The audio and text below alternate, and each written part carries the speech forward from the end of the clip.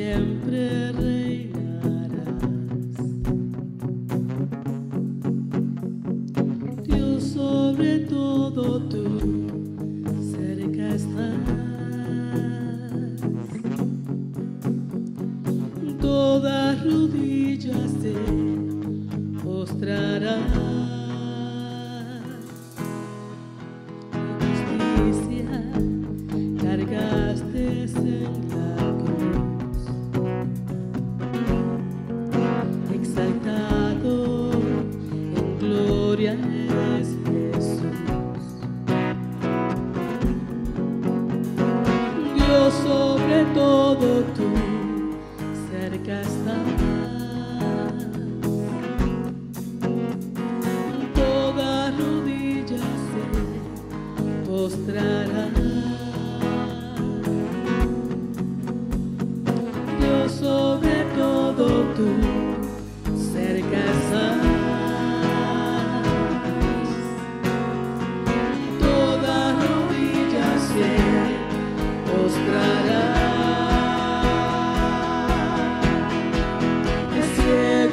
Ve, el sordo oirá, los muertos se levantarán, y tú, mi Dios, por siempre reinarás. El ciego ve, el sordo oirá, los muertos se levantarán, y tú, mi Dios, por siempre reinarás.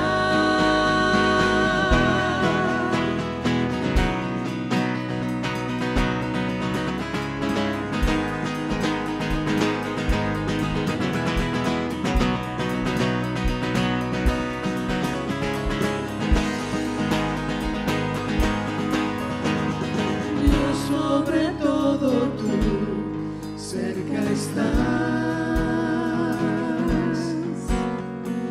Toda rodilla se postrará.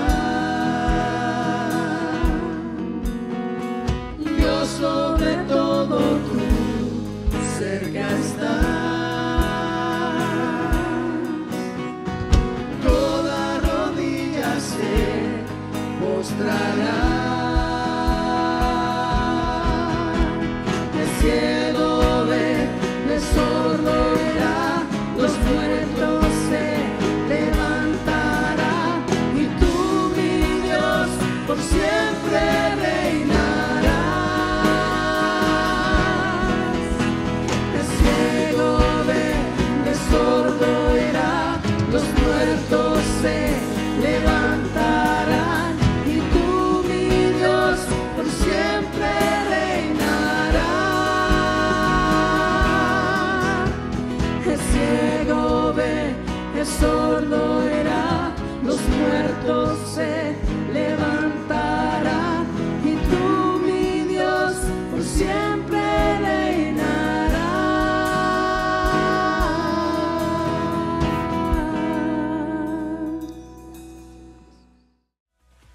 Bueno, Mabel era una señora que vivía sola en un pueblo. Y esa señora era caracterizada porque era la persona chismosa del pueblo. Mabel vivía sola, chismosa, nadie se escapaba de su alcance, todos habían tenido problemas con ella. Reputación de muchas personas había sido puesta hasta por los suelos debido a que a esta señora le gustaba chismear. Finalmente llegó la oportunidad para un hombre llamado Henry. Henry era un hombre de pocas palabras, y Mabel empezó un rumor de que, porque vio que Henry había estacionado su camioneta enfrente de la cantina del pueblecito, la única cantina del pueblo. Mabel había levantado un rumor en la reputación de Henry, había dicho que era un alcohólico. Henry, hombre de pocas palabras, no hizo nada al respecto.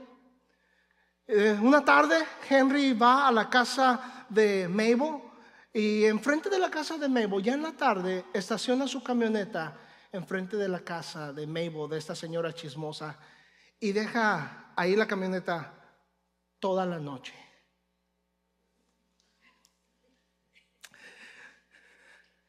No sé cuántos de ustedes han experimentado, no me equivocaría decir que todos nosotros hemos sido víctimas de un crítico, de un criticismo. Es terrible, parece que hoy la sociedad está enloquecida por ser crítica. Encontramos críticos, hasta pagamos dinero, gente es pagada, es un trabajo ser un crítico. Ahí tenemos críticos en los deportes, tenemos críticos en la política, tenemos críticos en todo ámbito. Y no sé usted, pero si usted ha sido víctima de criticismo, ¿quiénes no hemos sido víctimas de criticismo? Y a veces nuestra reputación ha sido denigrada, ha sido bajada hasta los suelos porque alguien comenzó un rumor y empezó a hablar algo que no es verdad. Rick Warren, este hombre líder de iglesia, dice que por la media el día de hoy, por los medios de comunicación, a veces personas que hablamos en público tenemos que tener demasiado cuidado, y gente, el público, tenemos que tener cuidado de lo que escuchamos decir que alguien dijo, porque aún más con esto de el Facebook y en esto de YouTube, a veces agarramos nada más textos fuera de contexto en lo que hablamos y lo que decimos. Y déjame darle un desafío de cuando usted escuche algo, pueda ver todo el contexto de lo que alguien dijo, de lo que alguien escribió. Porque a veces personas, le digo, saca nada más un 20% de ello y se enfoca en lo que la persona dijo y se oye muy mal, pero en contexto está bien dicho. Fui criticado en una iglesia cuando me atreví a decir que fumar no te lleva al infierno. Y déjame desafiar la teología que pueda tener. Yo creo que fumar no te lleva necesariamente al infierno. Bueno, a lo mejor te hace que oler que estuviste allí, ¿verdad? Pero igual que más reglas en nuestras vidas no nos hacen más santos y aceptables delante de Dios. Y fui criticado porque dije eso. Pero ¿quiénes no hemos sido criticados? Ha sido una práctica desde inclusive en tiempos de Jesús. Jesús mismo no escapó de criticismo. Había esos hombres llamados fariseos, de los más feos.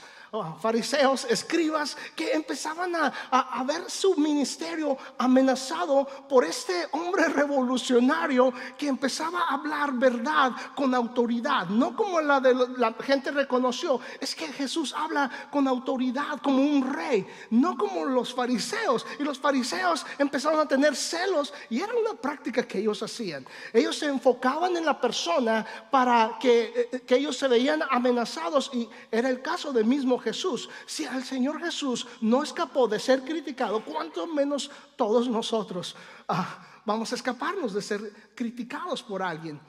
Esos fariseos denigraban, agarraban su blanco y se veían amenazados por el ministerio, porque la gente empezaba a seguir más a Jesús. Ya no les escuchaba mucho a ellos, pero empezaban a poner su posición de una manera, empezar a criticar y hablar y denigrar la persona de Jesús. Y todos nosotros, le digo, hemos estado allí tarde o temprano. Tristemente, le decía, tenemos críticos en la política, críticos en los deportes, críticos en todo ámbito social. Y tristemente es que ese criticismo ha estado infiltrado, inclusive ha llegado más cerca de nosotros, a nuestros propios hogares.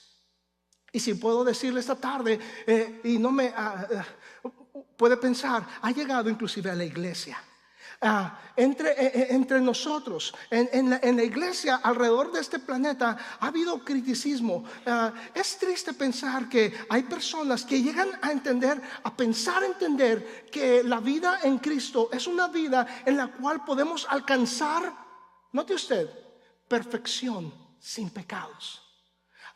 Hay un pensamiento, hay una filosofía dentro de iglesias donde personas, inclusive predicadores, empezamos a bombardear a la gente. La gente se siente bombardeada en querer pretender que hay una manera de llegar a una perfección sin pecado. Déjenme darle una noticia esta mañana. No hay tal cosa. Todos nosotros, la Biblia nos describe que somos pecadores. Le decía en una ocasión, nosotros no somos pecadores. Cometer un pecado no me hace pecador, pero porque somos pecadores, por eso pecamos. En otras palabras, no estoy queriendo condonar ni justificar pecado. Déjenme decirle algo claro. Todos nosotros vamos a cosechar de acuerdo a las decisiones inteligentes que hagamos o a las decisiones pobres que hagamos. Y no nada más vamos a ser afectados nosotros cuando cometemos un error, cuando pecamos. Vamos a arrastrar a aquellos que están alrededor nuestro. Entonces no estoy condonando pecado, pero nada más el simple hecho de que la Biblia nos declara que somos pecadores. Esta es la diferencia. Salvos por gracia. No hay tal cosa de una perfección sin pecado. Y a veces en ese mover, en ese pensamiento, mucha gente en iglesias hemos sido afectados, hemos sido criticados. Y lo peor tantito más es que mucha gente no solamente deja de venir a la iglesia, pero porque ha recibido esa crítica, porque ha sido rechazado, porque no ha llegado al estándar de aquellos que a lo mejor han superado algún estilo de vida. Y a veces la gente se siente, estas personas se sienten más sobre los que están ahí abajo, porque ya vencí esta práctica que yo antes hacía de pecado. Entonces quiero que todos se muevan bajo la misma estándar que yo estoy viviendo. Y le digo, gente ha sido herida. Hay un mundo ahí afuera, aún en medio de la iglesia, que ha sido lastimada, herida. Y le decía, no solamente no vienen a la iglesia, pero peor tantito, se han apartado de Dios. Y déjeme decirle, quiero desafiarle, mera iglesia, esta tarde a pensar conmigo el hecho de que tenemos un ministerio bien grande alrededor de nosotros. No nos sorprende en medio de nuestros círculos sociales, como es nuestro trabajo, no se diga en nuestro hogar, personas que no tarda en comunicarnos y expresarnos en su hablar que han sido lastimados por un criticismo de alguien, tristemente a veces en la iglesia. Esta tarde el tema es pureza antes de ministerio, porque le decía, hay un gran ministerio que necesitamos realizar, pero tenemos que enfocar y ver, poner en prioridad de cómo nosotros podemos tener un corazón puro para poder ministrar a las personas que están caídas, que están lastimadas, que están a veces hasta destruidas sus vidas, para poder venir y poder darles una palabra de aliento, de esperanza, de que Dios no les ha abandonado. Le decía, hay críticas tan duras, y Jesús reconoció el hecho de que en su mismo tiempo Él experimentó esas críticas y estaba enseñando a sus discípulos. Nos alcanza a usted, a mí, el día de hoy. Estaba Jesús reconociendo este hecho tan importante de tener cuidado con juzgar a los demás, con criticar a los demás. Si usted tiene una Biblia, quiero animarla a que la abra. La escritura dice, está en Mateo capítulo 7, verso 1 al 5. Capítulo 7, versos 1 al 5 dice, note usted la palabra que dice el Señor: no juzguen para que no sean juzgados. Muchos de nosotros hemos escuchado que alguien ha citado esa expresión a nosotros. A lo mejor nosotros le hemos expresado a alguien: no juzguen para que no sean juzgados. Y a veces lo hemos mal interpretado, dicho mal, puesto en una manera equivocada. Note usted el contexto de estos primeros versículos. Están hablando Jesús en un contexto. Si usted nota el capítulo anterior y lo que viene más adelante, está hablando en contexto de hablar en frente de fariseos y de los escribas, de aquellas personas que se preocupaban por mantener su posición. Era una posición primeramente hereditaria, pero como hereditaria necesitaban respeto, y ese respeto que ellos querían alcanzar lo hacían nada más denigrando a otras personas, diciéndole a los demás: qué buen por comportamiento ellos tenían. ¿Se acuerda? La oración que Jesús dice que subió un fariseo a orar y un pecador a orar. Y el fariseo decía: Dios, te doy gracias porque no soy como este pecador. Ahí está la expresión. Ahí está. Jesús está hablando en este contexto, de fariseos. Y está diciendo, está reconociendo el hecho de que hay un peligro cuando empezamos a caminar la vida cristiana, empezamos a caminar con el Señor. Entre nosotros hay roces, a lo mejor hay situaciones en las cuales vemos a veces algo en un hermano, en una hermana, y empezamos a criticar, ¿verdad? Y Jesús dice, cuidado, le dice a sus seguidores, a usted y a mí, no juzguen para que no sean juzgados. Y luego dice algo más, dice, porque con la medida con que miden serán medidos. Voy a regresar al verso 2. Porque con el juicio con que ustedes juzgan serán juzgados, y con la medida con que ustedes miden serán medidos. ¿Qué es lo que está diciendo aquí? Está diciendo que hay una reciprocidad. Todo lo que va a regresar un día. Mi hermano Héctor, que está en el cielo, decía, ¿sabes por qué el dinero se hizo? Y yo digo, juzgar es como el dinero, ¿verdad? Dice, se hizo redondo porque va y viene. Cuando juzgamos, lo que Jesús está diciendo, todo lo que va a regresar a ti. De la manera que tú juzgas, vas a ser juzgado un día. De la manera que tú tratas personas, vas a ser tratado. Y funciona de las dos maneras, para bien, pero también para mal. Yo puedo bendecir a alguien y Dios me va a bendecir, es por seguro. Pero de la misma manera, de la manera que yo juzgo, de la manera que yo critico, cuidado, porque un día yo voy a ser juzgado, voy a ser criticado. Y es lo que está el Señor hablando en este versículo. Dice, porque, nótese lo que dice, me llama la atención. ¿Por qué miras la paja que está en el ojo de tu hermano y no miras la viga que está en tu propio ojo? ¿No le da curiosidad cómo Jesús tenía un sentido de humor? He sido, le digo, criticado porque a veces, inclusive en una ocasión, una persona me dijo que uso mucha broma cuando estoy hablando en público la palabra de Dios, ¿verdad? Y le digo, pero le quería decir, ¿sabía usted que a veces me restrinjo mucho de decir muchas cosas que para mí son muy graciosas? Mi mente a mí me gusta reír. A veces he terminado en lágrimas riendo, ¿verdad? Y si esa persona supiera cuánto me restrinjo de no decir más cosas graciosas en el altar, estaría orgulloso de mí, ¿verdad? Pero a veces uso, y he sido criticado, pero note usted esta línea. Ahorita nosotros la conocemos, a veces la hemos oído, a veces la hemos dicho, hey, no juzgues para que no seas juzgado. No me digas nada, porque tú tienes más cola que te pisen, ¿verdad? O a ver, ¿por qué me ves la paja y no ves la viga que está en tu ojo, verdad? Y lo usamos de esa manera, pero note usted, esta es la primera ocasión que la humanidad está escuchando a un maestro de maestros hablar. Dice, ¿por qué ves la paja que está en el ojo de tu hermano? ¿No le parece chistoso? Imagínese. Dice, ¿por qué no ves? Tratas de ver la paja que está en el ojo de tu hermano y no dejas de ver la viga que está en tu propio ojo. Imagínate a alguien caminar así. Es la idea, la imagen que Jesús está poniendo, ¿verdad? Déjame quitar la paja de tu ojo, ¿verdad? Qué curioso. A mí me da mucha risa lo que el Señor a veces inclusive habló, de la manera que habló. Note usted lo que dice, verso 3, ¿por qué miras la paja? Verso 4 dice, ¿cómo dirás a tu hermano, déjame sacar la paja de tu ojo, cuando tienes una viga en el tuyo? En otras palabras, ¿cómo es que puedes decir, cómo es que podemos hacer ministerio si nosotros mismos estamos con un corazón, con un motivo erróneo? Nada más, a veces como fariseos, queriendo minimizar a alguien, queriendo criticar para destruir. Dice, ¿cómo es que tú vas a hacer eso? Note usted lo que les dice en el verso 5. Es una palabra, hipócrita.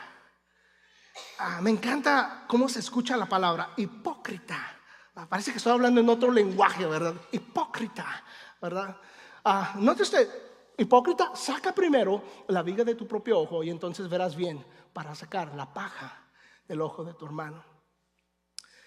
Me interesa porque esta palabra hipócrita está hablando de un actuar, de un drama, de un Hollywood, una estrella de Hollywood, alguien que el Rambo, ¿verdad? Que se parece, que está bien fuerte y bien áspero y que le das un cuchillo y un pedazo de alambre y en el medio de la selva construye todo un mall. Pero si ves a Sylvester Stallone en su vida normal, no es esa persona realmente. Es un hipócrita. Y lo que está Jesús trayendo a nuestra mente, a nuestro corazón, es darnos cuenta que le está diciendo a sus oyentes, a sus seguidores, cuídense, porque los fariseos y los escribas se la viven nada más criticando, porque quieren parecer justos delante de los demás, pero el juicio que están haciendo es un juicio que trae condenación. Y es aquí la parte en la que quiero animarle a pensar conmigo esta tarde, en que podemos nosotros tener una crítica constructiva. Podemos traer un juicio que no denigra ni condena, pero un juicio, un analizar, una evaluación que podemos hacer para poder sacar lo mejor de nuestro hermano, de nuestra hermana, de alguien que está a nuestro alrededor. Por eso el tema es pureza antes de ministerio. Número 1, un ministerio que se necesita. Déjame compartirle 3 pensamientos. Y en este primero quiero animarle a pensar conmigo que tenemos un gran trabajo que hacer. Aún en este 2014 y en más adelante, en los años por venir, hay un ministerio necesitado. Hay personas que están caídas, que están lastimadas porque un día sufrieron una crítica y no quieren saber nada más. Hay estas tropiezos que la gente tiene, y déjeme decirle, el Señor no está diciendo que no lo hagamos, pero está dándonos la pauta de cómo vamos a ir a hablar a alguien, cómo vamos a remover la paja de alguien. Está hablando precisamente que hay un ministerio necesitado, hay gente lastimada. Necesitamos, como dijo en la parábola de las 100 ovejas, dejar las 99 e ir en busca de la una que está descarriada, de la una que está lastimada, de la una que fue a lo mejor criticada. Porque déjeme decirle, todos nosotros, no me importa quién estamos aquí, qué logros hayamos hecho, qué tan espiritual nos sintamos, todos nosotros estamos propensos a fallar. Todos nosotros estamos propensos a pecar. No, nadie nos escapamos. Le decía, somos pecadores salvos por gracia. Otra vez, no estoy condonando las fallas. Necesitamos buscar su presencia, dejar que el Señor cambie hábitos en nosotros, trabajar hacia ello. Pero mi punto que quiero hacer es de que todos nosotros estamos en este mundo y no es inevitable que nos salpiquemos cuando estamos caminando. Y es precisamente lo que proyectó el Señor Jesús cuando tuvo esa cena última con sus discípulos, que el día de esta mañana lo estuvimos nosotros conmemorando. Jesús, note usted, estaba en este aposento alto, en este segundo piso, y invita a todos sus discípulos. Note, es relevante lo que pasó en ese lugar. Porque suceden unas cosas muy interesantes. Hay un lavado de pies. Llama la atención. A lo mejor me ha escuchado usted decirlo algunas repetidas veces. Quiero refrescar eso más que nada porque es interesante y es importante. Nadie podemos caminar en este mundo sin que nos salpiquemos de vez en cuando, sin que andemos conduciendo y de repente le digo, yo creo que salvación, tenemos seguridad eterna una vez que entregamos nuestra vida a Cristo. Creo que tenemos seguridad en lo que la Biblia declara, pero a veces cuando voy manejando, a veces creo que puedo perder mi salvación. No sé usted, pero hay esas salpicaduras que de repente el Señor nos llama a poder venir con Él y tener comunión con Él. Y note usted, Jesús lavó los pies de sus discípulos. Aquella costumbre en aquellos tiempos, le dije en alguna ocasión, me tocó ir a Nairobi, Kenia en el 2005 y me llevaron a un restaurante Swahili. Haz de cuenta que nos remontamos a aquellos tiempos bíblicos. La mesa estaba unos cuantos centímetros del suelo, había almohadas y todos teníamos que quitarnos nuestros zapatos. Era la misma figura que está sucediendo antes de que Leonardo da Vinci tome la foto y pinte a Jesús en la mesa con los discípulos.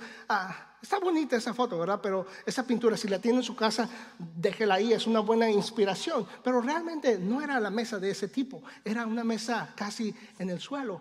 Lo que sucedía es de que un siervo en esas comidas era muy honorable para el que invitaba tener a un siervo que pudiera tener una vasija con agua, una toalla y lavar los pies de las personas invitadas a la comida, a la cena.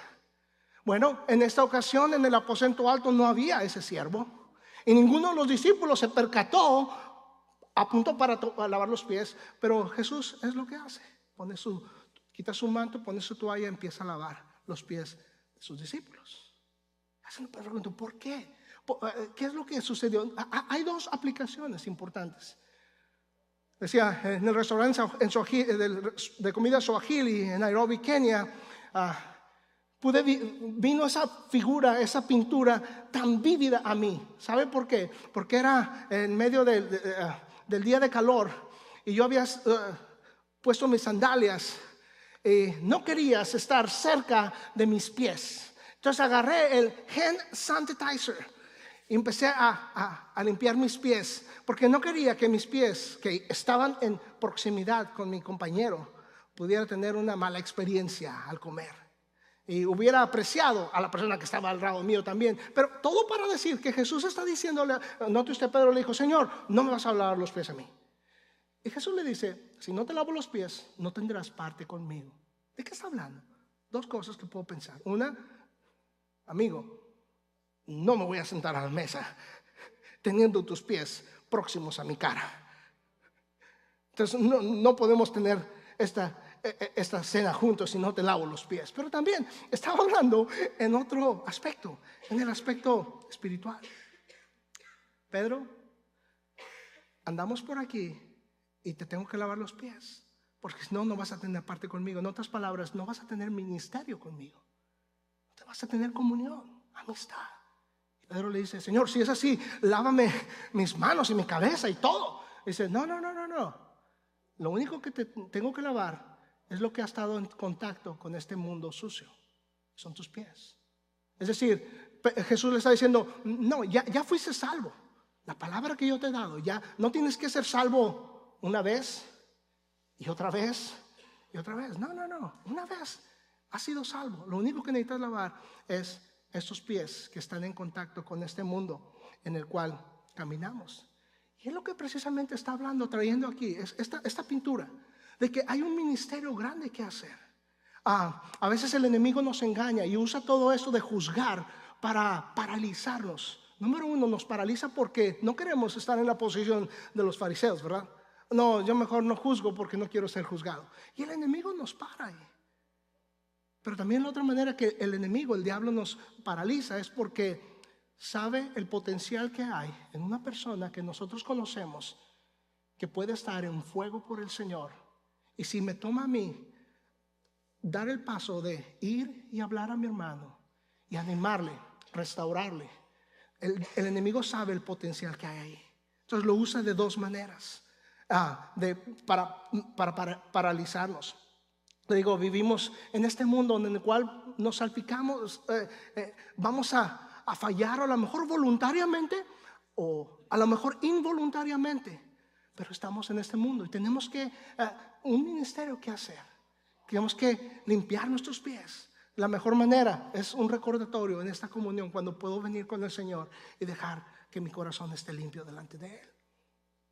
Pero es precisamente lo que el Señor está hablando aquí. Los fariseos tenían una agenda en juicios, tenían su agenda. Veían a la persona y se veían amenazados por la integridad de esa persona, y lo que hacían es que lo agarraban y empezaban a formular críticas. Y note usted el juicio de Jesús. Dice que le pagaron a gente para que dijera algo en contra de Jesús. Y eso era lo que se lo vivían estos hombres. Jesús no estaba hablando, cuando habla de esta palabra juzgar, que no juzguemos, no estaba hablando en el juicio de que podemos nosotros discernir. ¿Se acuerda más adelante en el verso 7, verso 6 y verso 15? Está hablando de que no tengamos cuidado de no dar lo santo a los perros y no dar nuestras joyas a los cerdos. Y está hablando en ese contexto de poder discernir, de poder analizar la situación. ¿Cómo puedo ver la situación para poder juzgar en un sentido constructivo, con un corazón donde mi motivo es correcto, pero no en contraste, no como el de los fariseos, donde juzgaban precisamente nada más para criticar? Ese es precisamente el contexto. Número 2, un motivo que está expuesto. Hay una diferencia entre una persona que le ama. Hay una diferencia de una persona que quiere lo mejor de nosotros, a una persona que quiere criticarnos para después lastimarnos. Usted lo puede ver en el empleo que tenga, lo puede ver tristemente a veces muy cercano de nosotros, pero tenemos que tener cuidado de de una manera no ser esas personas que juzgamos en condenación, pero poder darnos a la tarea de que hay un ministerio y que necesitamos ver que nuestro motivo sea correcto para poder hablar a esa persona y sacar lo mejor de esa persona. Y finalmente, últimamente, este motivo va a ser expuesto. De la manera que tú juzgas, vas a ser juzgado. Va a salir a la luz. Usted puede notarlo cuando alguien viene y le dice algo para que usted pueda superar, para que usted pueda ser mejor. Lo puedes notar, está expuesto ahí. De la misma manera, la persona que viene y hace una crítica, principalmente a veces ni nos dan la cara, ¿verdad? Pero mandan la crítica y usted puede ver. Y ese motivo está expuesto para minimizar, para destruir reputación. Y Jesús está diciéndole a sus discípulos: no quieres estar en esa posición. No quieres ser las personas como fariseo que quieres nada más destruir la reputación de alguien para poder tener la posición de honor que tú quieres tener. Es lo que está llevando. Note usted, cuando nosotros, no está hablando Jesús de que no confrontemos. De hecho, nos anima la palabra a confrontar al hermano, a confrontar a la hermana, pero tenemos que tener cuidado de que nuestro corazón sea puro, que nuestra intención sea y nuestro motivo sea el correcto. Le decía, no hay nada de incorrecto cuando la correcta persona va con la correcta persona en el tiempo correcto, en el lugar correcto, con el tono correcto. No hay nada de mal, no hay nada de incorrecto en ello. Lo que está mal es cuando la persona incorrecta va con la persona incorrecta en el tiempo incorrecto, en el lugar incorrecto, con el motivo incorrecto. Tenemos un ministerio grande, necesitado. Hay un motivo que está precisamente expuesto cuando nosotros, ya sé que vemos sale a la luz al final. Cuando nosotros confrontamos, quiero animarle, si tomas nota, que nuestra confrontación sea principalmente bíblica, que nuestra confrontación sea honrando a Cristo, que traiga unidad y al final que hable con respeto a aquella persona. Aquí está el punto número 3 para terminar esta tarde, y es que hay una madurez que es requerida. Si vamos nosotros a hacer este ministerio, necesitamos tener madurez. De hecho, necesitamos ser espirituales. En otras palabras, ser maduros para poder corregir, para poder ayudar a la persona que vemos que está batallando. Le decía al principio, hay tantas personas que tristemente han sido lastimados porque, así como en medicina, hay unos doctores que hasta tienen un seguro, ¿verdad? Porque le llaman en inglés malpractice, que practican mal la medicina porque cometieron un error con alguna persona tristemente. ¿Sabía usted que a veces espiritualmente ha habido muchas malprácticas en la iglesia por personas que a veces tratan de imponer algo a una persona en crítica y en denigración? Y hay una destrucción, hay un sentar hacia atrás a aquellas personas. Tenemos que tener esa madurez si vamos a ser esas personas. En otras palabras, vamos a asegurarnos cuando queremos animar a alguien, cuando queremos dar una crítica constructiva a alguien, necesitamos asegurarnos que si voy a rescatar del agua a alguien que se está ahogando, tengo que primeramente saber que yo sé nadar bien. No quieres ahogarte con esa persona, ¿verdad? Entonces, habla de esa madurez. Para terminar envolver esto en lo que dice Gálatas capítulo 6 verso 1. Note usted, dice la escritura: hermanos, si alguno es sorprendido en alguna falta, ustedes que son espirituales, es decir, maduros, restáurenlo con espíritu de mansedumbre. Piensa en ti mismo, no sea que también tú seas tentado. Y está usando esta palabra restaurar. ¿Sabía usted que la palabra restaurar tiene la connotación de cuando un hueso se disloca de su coyuntura? Restaurar. Dice, ustedes que son espirituales maduros tienen que agarrar ese hueso y tienen que restaurarlo. Ahora, no sé usted, pero si se ha descoyuntado algún hueso, algún brazo, algún pie. Me quebré jugando fútbol en la calle, mi antebrazo. Me lo quebré. Déjame decirte algo. Hay 3 cosas que necesitamos, ¿verdad? Que queremos.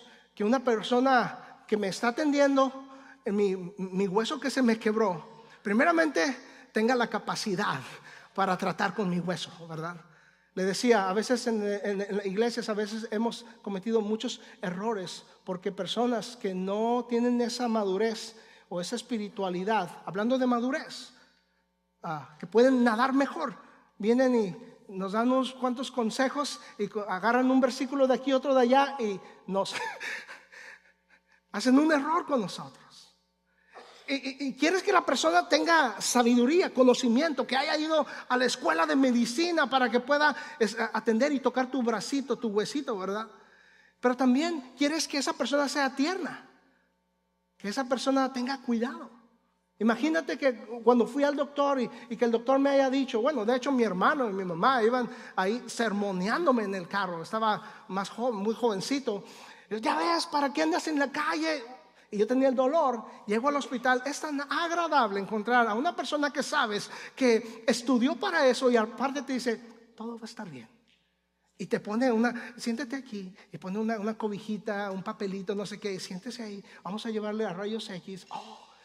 Es lo que deseas, es lo que deseamos. Queremos ser esa persona que tiene madurez, que tiene cuidado, que tiene esa destreza. Y una más, que no son críticos, ¿verdad? Me acuerdo mi hermano, ya ves, y si no te lo quebraste, ahí el doctor agarra algo y te lo va a quebrar completamente para que puedas sanar bien. Sí. Gracias por tu cuidado y tu amor. Lo puedo sentir. ¿No le ha pasado? ¿Verdad? A veces cuando alguien falla, cuando alguien cae, lo menos que queremos, lo menos que Jesús dice que debes de hacer es criticarle. Te pasó lo que te pasó, déjalo solo. Imagínate que el doctor diga, andabas jugando fútbol, pues ¿para qué andas jugando? No, sabes que no tengo tiempo ahorita para ti. ¿Por qué andas jugando? Ya debías estar haciendo la tarea, ¿verdad? Una crítica sobre otra, no. Y a veces en el área espiritual a veces lo hacemos así. Lo menos que queremos es una crítica. Lo menos que la gente quiere es una crítica. Espero con todo mi corazón que en Med Iglesia y en todo Med, es nuestro deseo, todos los pastores, poder comunicar a la gente que en este lugar hay un lugar donde gente puede venir con seguridad, con paz, que no vamos a ser criticados, que no vamos a destruir el pábilo, la lumbrecita que está más débil y la vamos a apagar. Ya ves, por eso te pasa lo que te... No. Jesús de hecho dijo, hablando de él no apagará el pábilo que humea ni quebrará la caña cascada. A veces caminamos en estas cañas que hay, que están secas hasta por diversión. Se oye bien padre. Jesús dice, no quebrará la caña cascada, no apagará el pábilo que humea. Es lo que Jesús lleva a la mente y al corazón, de no juzgar, para no ser juzgados, pero poder entender que hay un gran ministerio y que antes del ministerio, lo primero, tenemos que tener pureza. Un corazón en el cual podemos dar un consejo, hablar una palabra con un motivo correcto. Vamos a orar. Señor, gracias por tu amor y misericordia. Gracias por tu fidelidad. Te amamos, Señor, esta tarde. Señor, oro que en esta tarde podamos entender y llevar al corazón el hecho de lo que tú estás diciéndonos. Primero pureza antes de ministerio. Hay un gran ministerio que hay aquí alrededor de nuestra comunidad Y queremos ser los vehículos, los agentes, los representantes, embajadores tuyos para ir y restaurar, Señor. Señor, úsanos para poder tener la madurez, la espiritualidad, el cuidado, la preparación, Señor, de ir y atender a alguien. Señor, no es ir a una universidad necesariamente, pero simplemente dar de gracia lo que de gracia hemos recibido. Te amamos, Dios. Te bendecimos. Y en esta tarde oro que bendigas cada corazón, cada vida. Señor, si hay alguien aquí que nunca ha abierto su corazón a ti, que esta tarde le des la fuerza para que ellos puedan decir: Señor Jesús, me arrepiento de mis pecados. Quiero que sea realidad en mi vida. Creo que moriste en la cruz y creo que resucitaste el tercer día. Ven, sé el Señor y Salvador de mi vida. Te lo pido en el nombre de Jesús. Señor, gracias por tu amor. En el nombre de Jesús.